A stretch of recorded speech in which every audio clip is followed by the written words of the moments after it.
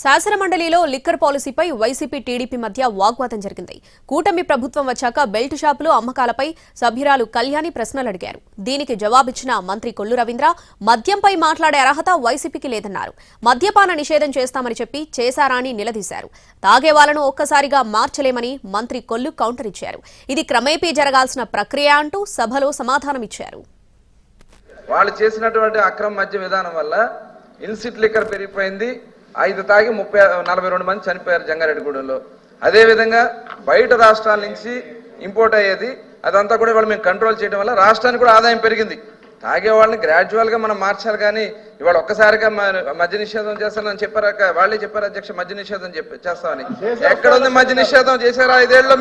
మీరు మాట్లాడి మీ నాయకుడి దగ్గర మద్య నిషేధం గురించి మీరు ఎప్పుడన్నా మీరు మాట్లాడారు మీ నాయకుడితో? అసలు మాట్లాడే అర్హత వీళ్ళకుందా? మద్యం మీద మాట్లాడే అర్హత మీకు లేదు, మీ ప్రభుత్వానికి లేదు.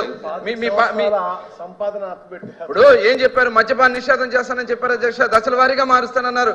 దశల వారీగా రేట్లు పెంచి ప్రజల ఆరోగ్యాన్ని కొల్లగొట్టుకున్నారు అధ్యక్ష. ఇది వాస్తవం.